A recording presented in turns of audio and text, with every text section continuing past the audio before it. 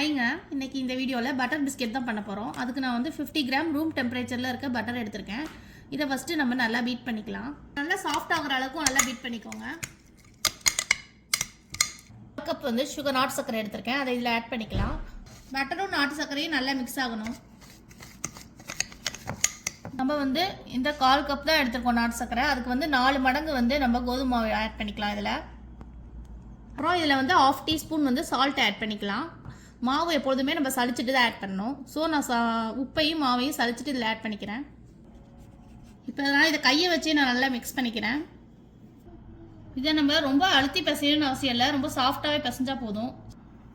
இதில் கொஞ்சம் milk add பண்ணி மிக்ஸ் பண்ணிக்கோங்க. இதில் லைட்டாக மில்க் ஆட் பண்ணிங்கன்னா போதும், ரொம்ப ஆட் பண்ண தேவையில்லை. இப்போயே நம்மளுக்கு உருண்டை பிடிக்க வந்துடும், பார்த்தீங்கன்னா தெரியும். லைட்டாக ஆட் பண்ணாலே போதும்.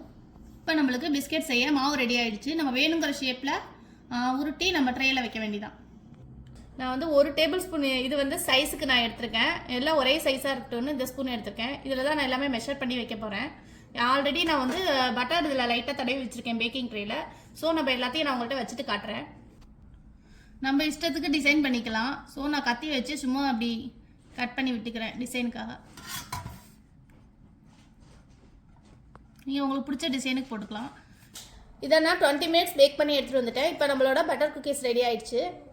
இது இப்போ ஆறிடுச்சு. நம்மளோட டேஸ்டியான பட்டர் பிஸ்கெட் ரெடி ஆகிடுச்சு. இதை நான் உங்களுக்கு உடச்சி காமிக்கிறேன்.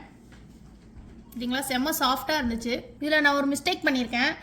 நாட்டு சர்க்கரை மட்டும் கொஞ்சம் மிக்சியில் பொடிச்சிட்டு அப்புறம் ஆட் பண்ணுங்கள். இது அங்கங்கே தெரியுது பாருங்கள் நாட்டு சர்க்கரை. இது பொடிச்சிட்டு ஆட் பண்ணிங்கன்னா நல்லாயிருக்கும். இப்போயும் நல்லா தான் இருக்குது, இருந்தாலும் நீங்கள் பொடிச்சிட்டு ஆட் பண்ணிங்கன்னா தெரியாது. இது மாதிரி செம்ம சாஃப்டாக இருக்குங்க, சாப்பிடவும் நல்லா டேஸ்ட்டாக இருக்குங்க. நீங்களும் ட்ரை பண்ணி பாருங்கள். நம்ம நெக்ஸ்ட் வீடியோவில் பார்க்கலாம். பாய்ங்க.